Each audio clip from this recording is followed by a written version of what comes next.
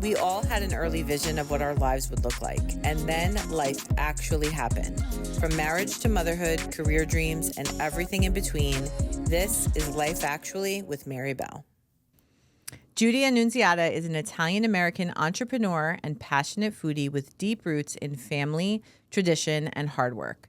The daughter of parents born in Italy, Judy grew up watching their incredible work ethic and determination, values they instilled in her and her siblings from an early age. Raised in her family's iconic restaurant, Umberto's of Mama Marisa, which opened in 1976, Judy learned the restaurant business inside and out, eventually helping to run the restaurant and catering operations alongside her brother Carmine. Today, she continues that entrepreneurial spirit as the proud owner of an edible arrangements of the Hudson Valley franchise, where she focuses on creating memorable experiences for her customers.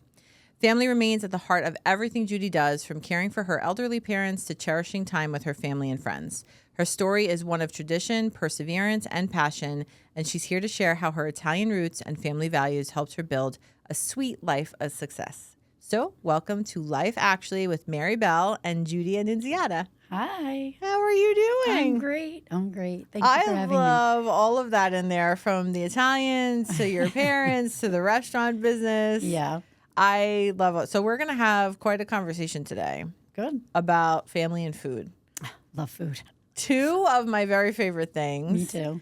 But first, I like to tell everybody how we met and how you're here, why you're here. So shout out to Veronica Gallucci. Love her too. Of Nolita Boutique up in Poughkeepsie, New York. I met you there at her pop-up with Alessandra Cortina de Lawyerista. Yes. Right? Yes, both of them. I love them both. Yeah. And my best friend introduced me to Veronica. That's her cousin, Jody Panaleo. Okay. Yeah, I got a lot of Italian names there. Oh my goodness. Yeah, nice Irish crew here. Yeah, nice Irish crew.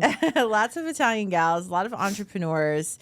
So I met you there, and I noticed when you showed up, you had this beautiful fruit tray, and I did not put two and two together at that event that you were an Edible Arrangements franchise owner. Had no idea.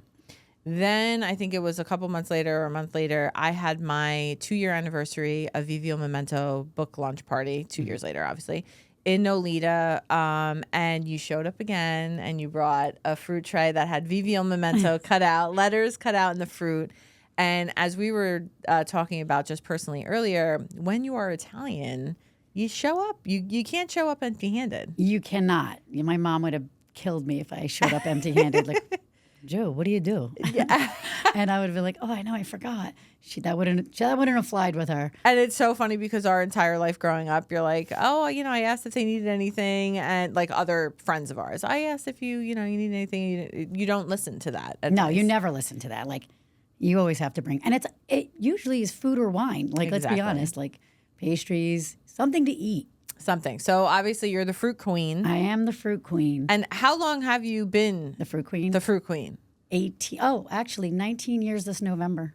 With your franchise? Yeah. Really? I was one of the first, yeah. Wow, I didn't even know that. Yeah. I started in 2006, and I was scared to leave the restaurant, but I ventured out, so that I can make my life in the future better. Okay. And not just be the restaurant girl that I was forever. All right. And that's all tied to your family roots. So I'm already getting ahead of myself, which I tend to do. And it's funny because every time that I have somebody here, like when I first started interviewing guests, it was people that I knew very well, because you sort of do it where it feels a little bit easier, like a little cozy blanket. And then obviously you have to venture out as a host and interview people that you do not personally know. But I realized that the actual conversation when I don't know somebody, it flows really well, because for the same reason that I don't know things of you, our listeners don't know.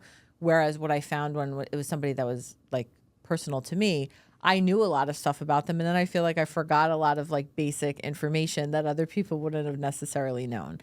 So if we start from the beginning, and I do this in every episode, Baby Judy, just talk about like your family. I know your parents were born in Italy, but tell everybody about that and sort of how you grew up. So yes, my parents were born and raised in Italy and came very young, 16. Okay. We met each other. Which part of Italy? My mom's from Sicily. My dad's from Naples. Okay. So, some people say Sicily's not Italian, but don't say that to my mom. She sleeps with one eye open. But so they came to America, like everybody else, with a dream. My dad was a tailor. My mom was working at the dry cleaner. My grandmother was a seamstress. My aunt was a seamstress. And then my dad and mom got together, and my grandfather was like, "You're gonna have to start making some money, so let me teach you how to cook."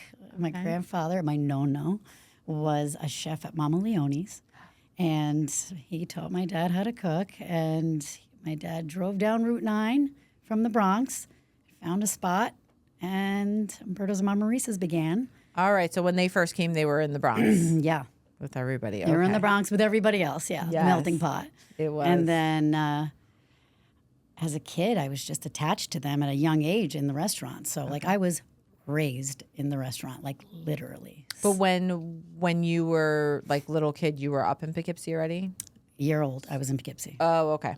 But you were born in the Bronx. Born at Albert Einstein in the Bronx. Me too. And then yes. And then came right up. And my siblings were more in the Bronx, and then I was born, and my dad's like, "Time to leave." Oh, you're the baby? Yeah. Okay, me too. We have a lot of things We in have common. a lot in common. You said that the day we met. Yeah. You said, "I don't know your story, but I think I like you." So I think we did. I love that. All right. So then you were growing up in Poughkeepsie, and the restaurant business was from when you were little. But like when you were like kindergarten, elementary school age, what did you want to be when you grew up? I always wanted to be a lawyer. Really? I always wanted to be a lawyer. My dad always said it like, "This one's going to be a lawyer. She fights her way through everything." That's a baby of the family Yeah, thing too. you We know. just don't know when to shut up, nor do we want to. A Napoleon complex, so I had little to bit. like walk around. And then my dad's like, "This one's going to be a lawyer." So I was a paralegal for 6 years, Okay. but Wasn't the vibe. it wasn't the vibe, you know. So, but I kind of knew I was going to be an entrepreneur very, very young. I used to walk around the house, and I had a little appointment book, and I'd ask anybody if they wanted a massage. And my dad taught me what an IOU was, Okay. and because no one paid me. Okay. So they all still owe me money. But Oh, you're gonna cash in. I'm gonna cash in one day, Okay. add interest, get my sister. But yeah, and then my parents used to go to work, come home, and you know, back in the day when you had a pizza place, you didn't have money bags. You used to put your money in the paper bag you put the sandwiches in. Oh, paper And bag. when they got home, you sat on the bed and you count your money. And I was a baby. I was sitting on the bed, and so my first word was money, other than mama and papa. Oh my goodness. Yeah, my dad loves to tell that story. And recently, we actually got my mom. We asked her, and she remembered, and she said it was money. So it was cute. Oh my goodness. So what age did you start working at the restaurant? If you asked me, I used to say at 5. At kindergarten, I used to say, "Sorry, we're late. I was working last night." Well, to be honest, I mean, I think you've seen Marina on social media. Like she Oh, would. she is a little worker. She's a hustler. Oh my! She's ready to open up Marina's Cafe. Oh, of course. What can I get you? Yeah. Would you like cream in that? Me too. She I makes, was that. Oh my God! I used to go to the tables after they got their slices of pizza, and I'd be like, "Can I get you anything else?" My mom's like, "Come on, move me over." But I'm sure the patrons too. They love that. Oh, they all watched me grow up. Oh Yeah. my goodness.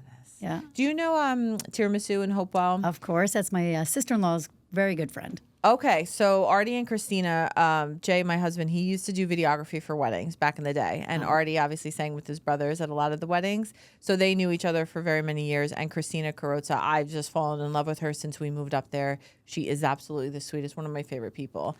And their daughter, Maria, we have watched, because we've been up there for 14, 15 years. We've watched her grow up from little baby pictures on the wall to checking on tables. And now she's in high school.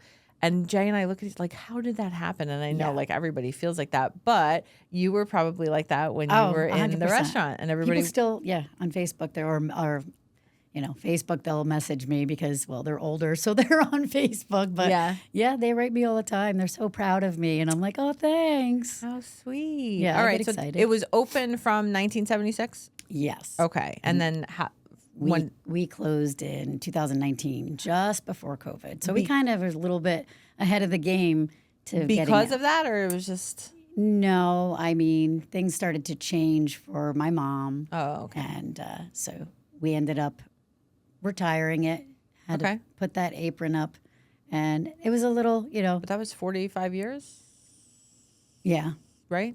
Yeah. 25. I'm terrible with math. I'm doing it too. I'm like, I'm the writer here. It was 1976 to 2019. A little over 40 years. Yeah. Wow. Okay.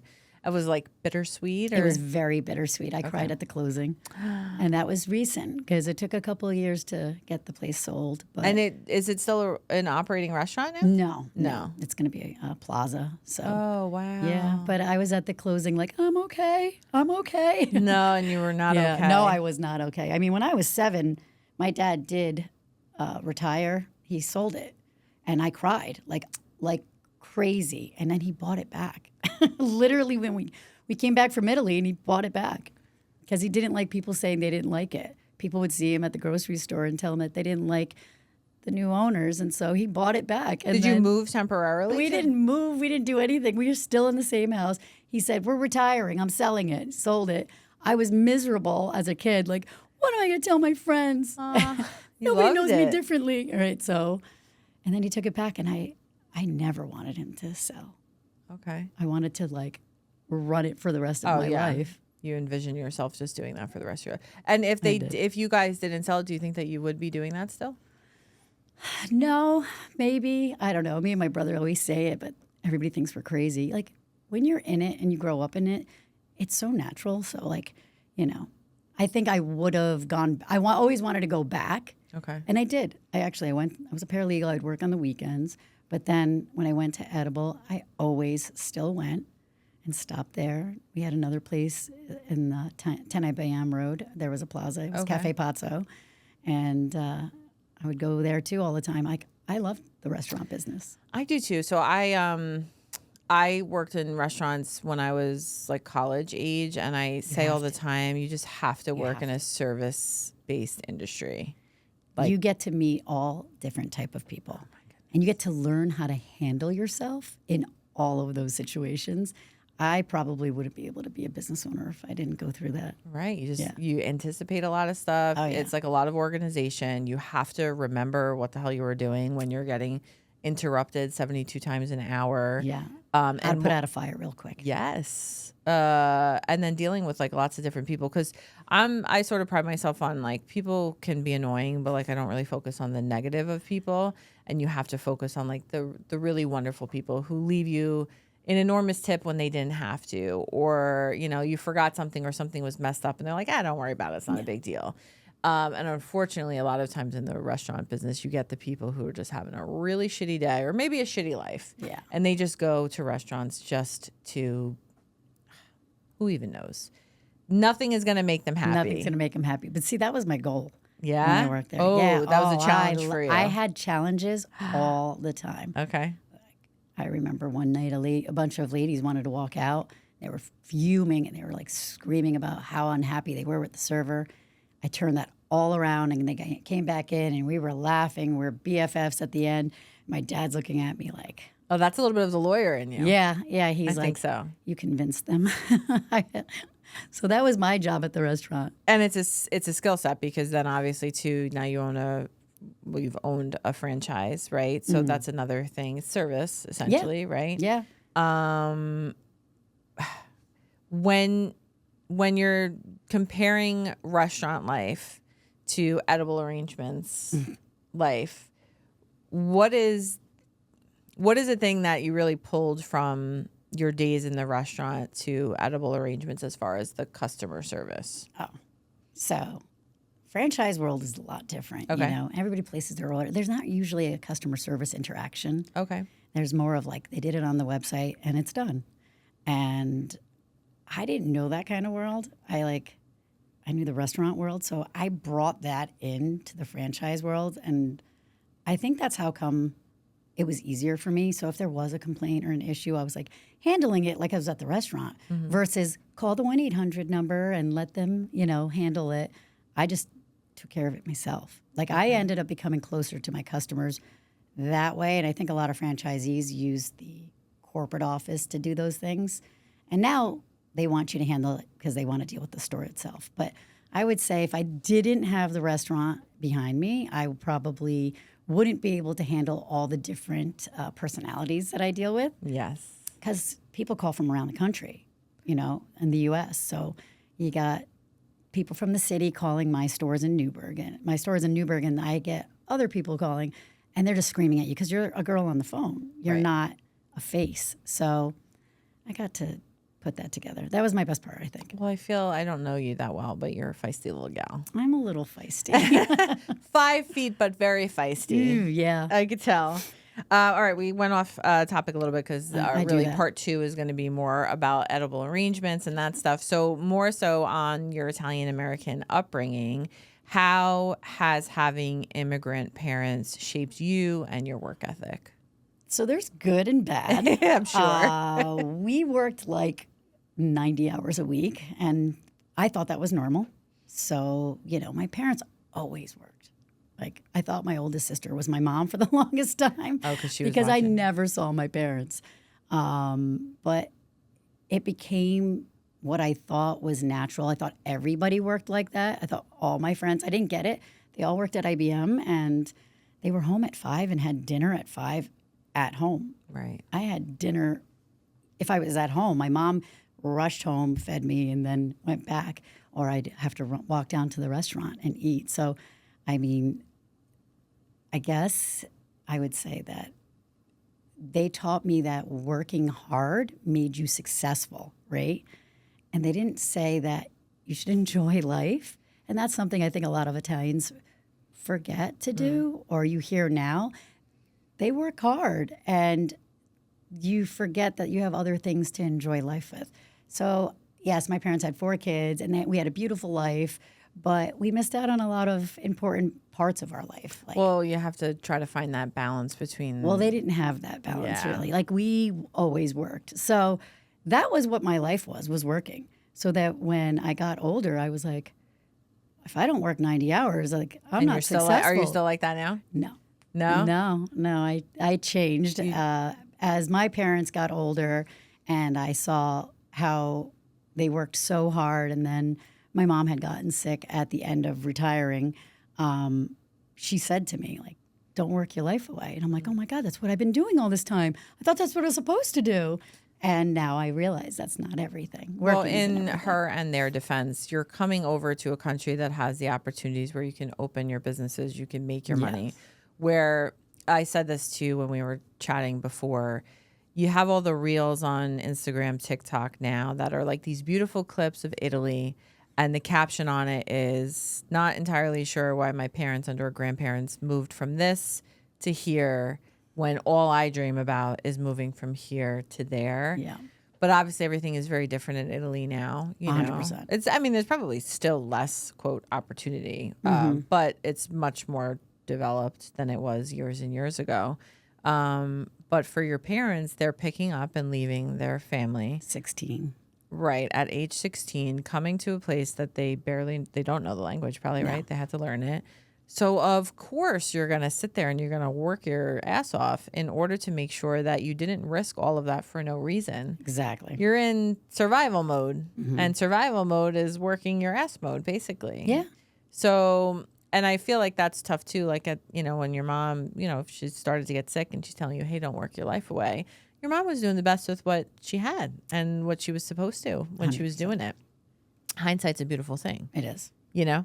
No, I mean, she just was like, you work all the time. And sometimes I was missing seeing them because I was always working. Right. So I think as I got older, I realized you have to work smarter, not harder. Yes. And so they taught harder, not smarter. I'm not that they said don't work smarter, but I'm saying like they were working hard because to give us the opportunity, go to college, get a career, blah, blah, blah. And I think that I just kept thinking in my head, like, I have to work hard like my dad. Like, he started from nothing, and he built this great restaurant that turned into catering, that opened to a second. I've got to do the same thing.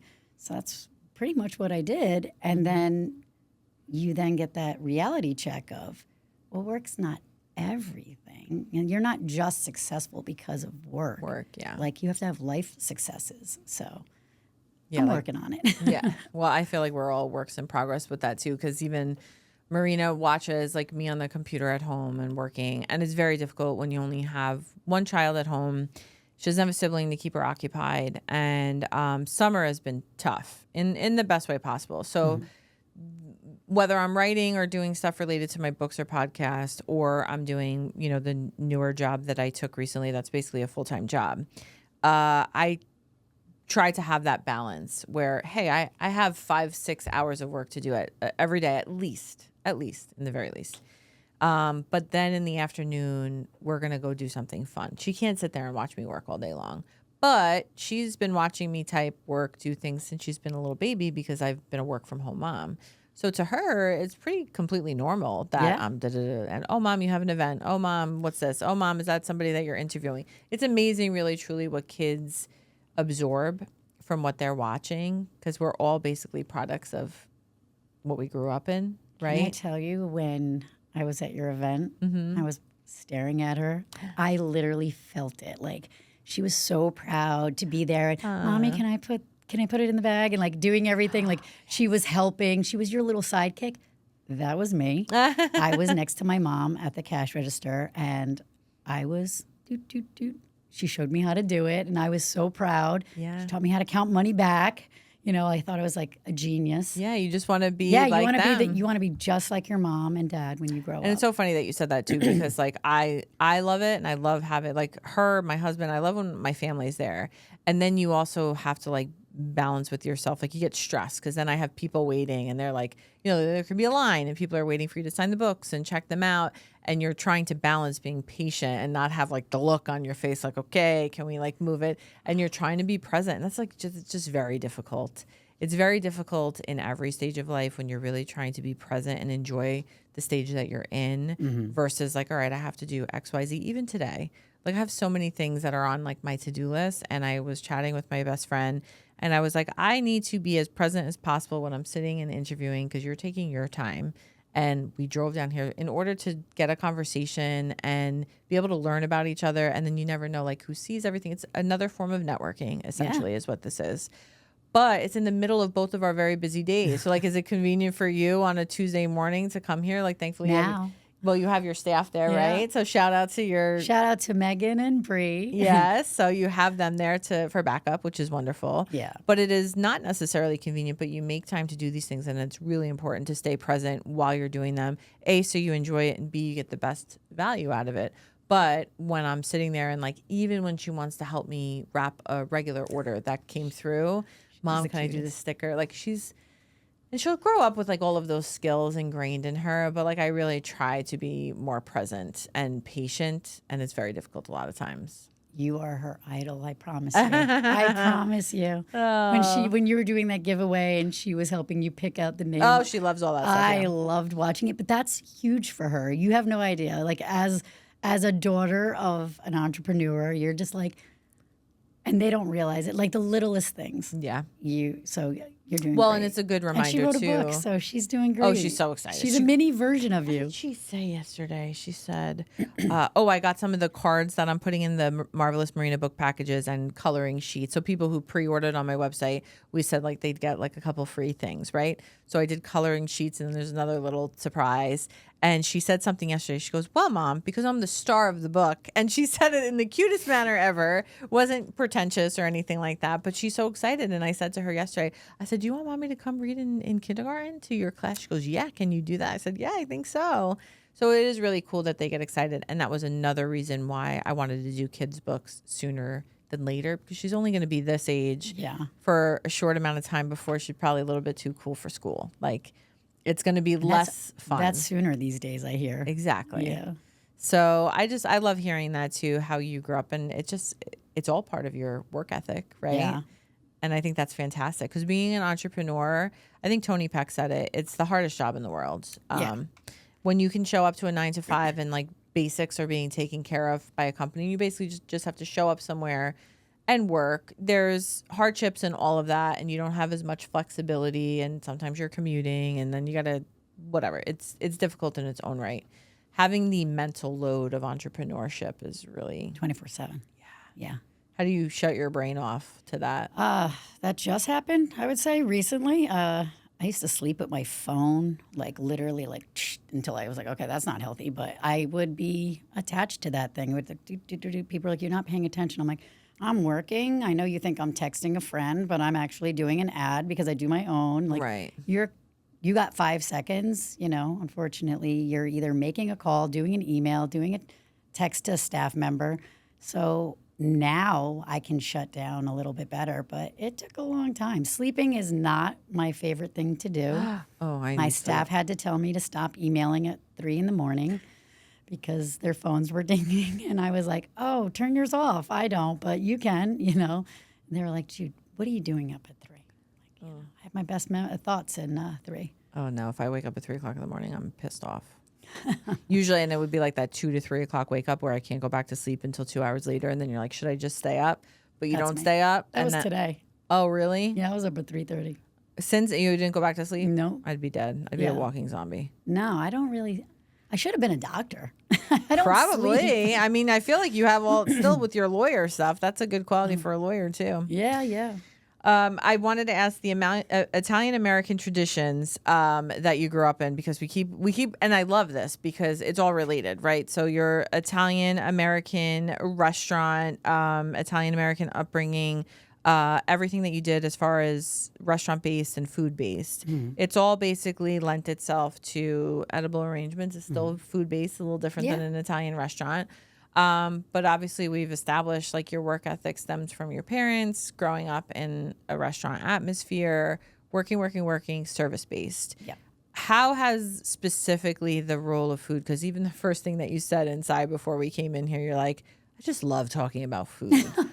Like, how has food itself just really influenced you, and even, I guess, the reason why you chose to open an edible arrangements? So the reason I decided to open up an edible arrangements was because at the time that I was working at Umberto's, I was like, there's got to be other things out there, got to do better. I don't want to be at the restaurant not struggling. It wasn't that. It was just, this was all I knew, but it was really my family. And I wanted to do something myself. I mean, I had partners, and my brother was one of my partners. And it was like, we're just going to open up a whole bunch of edible arrangements. They're going to run themselves. That's how people do it. That's how you become successful. No, you do not open up a franchise thinking that it's going to run itself, because it was already built from scratch. The idea was already there. So that's what I thought. But I realized that to be a successful entrepreneur, you have to be in the business. And I never left. So, I mean, that's how that came about. But you wanted to know how I got to where I am with my family traditions. Yeah, well, what role did, if you take the family portion of it, because so many of my best memories are like just family dinners. Like, I could tell you my favorite food to have at an at-home party just based on like my grandmother's eggplant parmesan that she used to make. I could smell it. My mother makes the best eggplant rollatini. Yeah. So like, how did those traditions from your family basically lend themselves to not even necessarily the edible arrangements, but like, how did it implant into your life now? Like, how do you still use those traditions? And maybe it doesn't have to be work related. Like, yeah, it's not really work related. That's more of, I think, family. Like, we always, even though we worked a million hours, Sunday breakfast was a huge to do for us. It was to get your family together. Like, the only time you can get everybody together is if there's food. Right. Whether it was at the restaurant or if it was at home. We're having dinner at 6. Everybody's got to come to the restaurant. So eating is when you actually had that time to talk to your family. Right. At the restaurant, you're like, my brother was the head chef. My sister-in-law was the pastry chef. My dad was the pizza man. My mom was the front counter girl. My brother-in-law assisted my dad with the pizza. So you don't really have time to chit-chat. Having a meal is how we actually got to catch up. And that meal would be like 3, 4, 5 hours. Like, right. Oh, yeah. Yeah, you're not just eating and then, Mom, can I be excused? That didn't happen. It was like you're eating, chatting, and it's like 10 courses, and people couldn't understand, like, you're still eating? And now, how'd you manage that with the restaurant still? Is that why it was breakfast? Yeah, well, it was breakfast because we opened later on Sunday. Okay. And then it was really brunch. We'd eat everything up for breakfast because, well, we got to go to work. So, I mean, we would do, if it was at the restaurant, you did it late at night and you just stayed until 1, 2 in the morning. Right. Like, it's just what we did. I thought that was normal. Like, well, technically, it is very normal, but it's just different because you had a restaurant. But going to my friend's house for dinner, it was like eat, No one's really talking. And then it was like, can I be excused? Yes, put your dish in the sink. This was a non-Italian Yeah, household? a non-Italian family. That's I think that's what I'm saying is that your version of it is a little bit different because it was a shorter amount of time and then you had to go to work after, right? So you're going to the restaurant. Other versions of that, and even Dana Coretta Stein, who was here last time, she is a therapist, and her non-negotiable is pizza Fridays and Sunday, the sauce, the brajioles, like the meat, all that stuff. And that is how I grew up too. And we'd go to Nanny and Pop's, and it was just all day long Sunday family dinner. Like I was not going to my friends' houses. No, you didn't go anywhere else. I mean, before I went to the restaurant or if I had off, it was you don't make plans on Sunday. Right. You know. Right. If you were off of work, it was because you were going to a baptism or a wedding. Yes. It was never like, oh, I'm going to Jersey Shore for the weekend. That didn't happen. Right. And that's exactly how I grew up as well. When I got a little bit older, I added some more of that stuff in there. But the purpose of all of this is that is really, truly how we show love in Italian American cultures, is just like sharing food and sharing meals and spending that time with each other.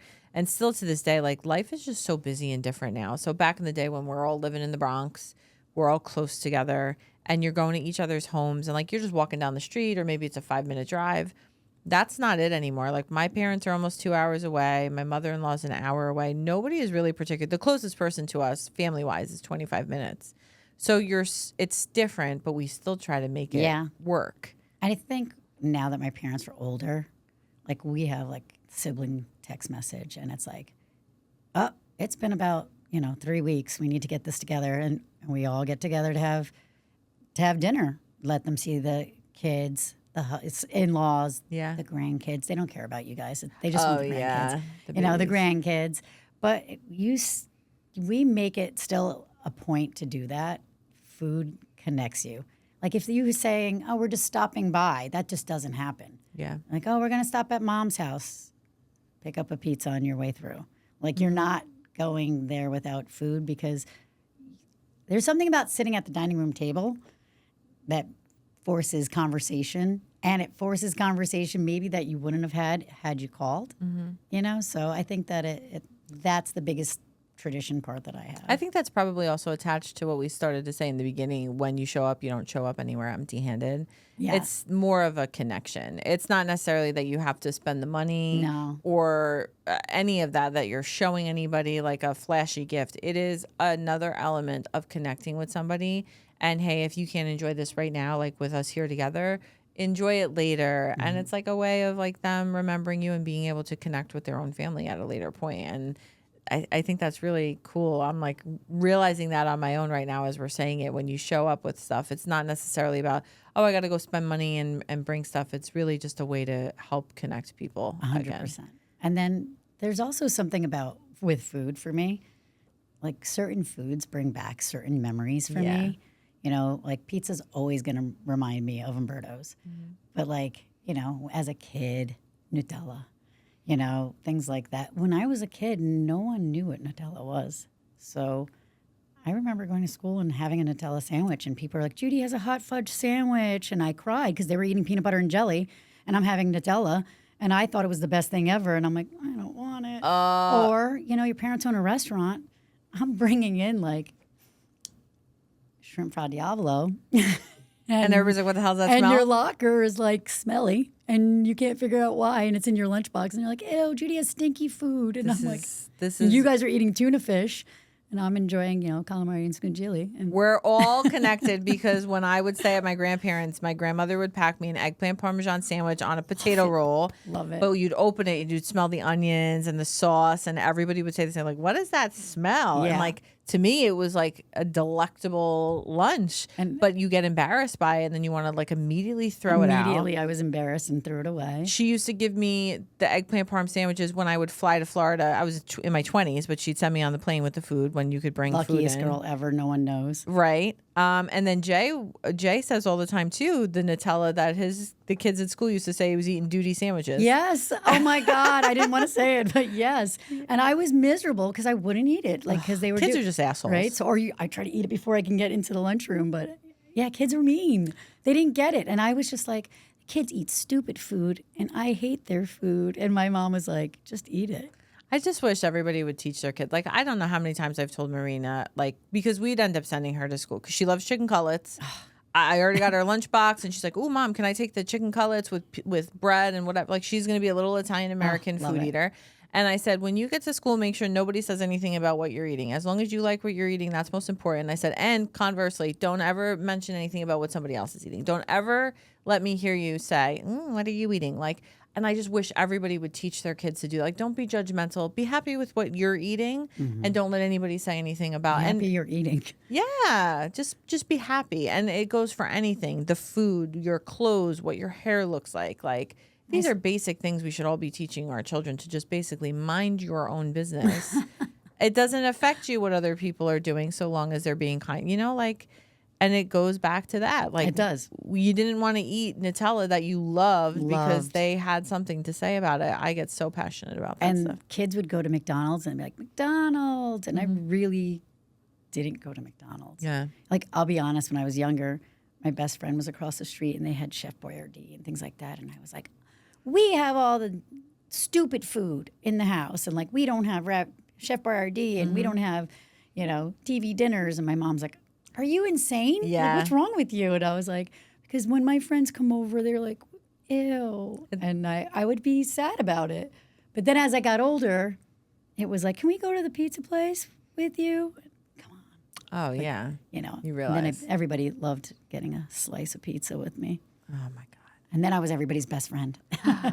Well, yeah, everything changes and comes in shifts too. But I love all of this because it's just so reminiscent of my own upbringing, sharing meals and memories and everything just over food. Yeah. And it sets the tone really for like who you are as an individual and your family ties, your family connections, especially to your parents, and just all of those memories. So like, yes, you worked a lot growing up and your parents worked a lot, but like all of that has molded you. Oh, 100%. I'm not gal. the person without them. Yes. They're my biggest fan. I mean, they're my biggest fans, but I'm their biggest fan. Good.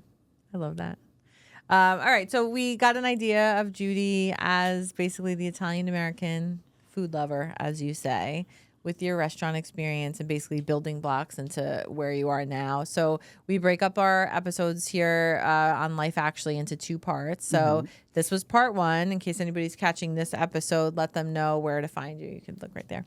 You can stop in at our storefront, which is at 606 Broadway in Newburgh, or you can give us a call at 845-565-1144. We prefer you giving us a call versus going online, because my food experts will help you pick out the perfect arrangement for any occasion. And they're really beautiful. I've seen plenty of your work that you and the girls do. Love that. And I'm excited to learn more about the franchise. And then we always have the lightning round in part 2. So that's coming next. But thank you guys for tuning in. And then stay tuned for next week, part 2 with Judy Annunziata. Bye. Thanks so much for tuning in. Like, subscribe, share, follow the full journey on social media at the handle mary.bell.books. And if you have need for audio, visual, content creation, and recording services, Cayi Visions is located in Stamford, Connecticut, and can also be found on Instagram at CAYI Visions.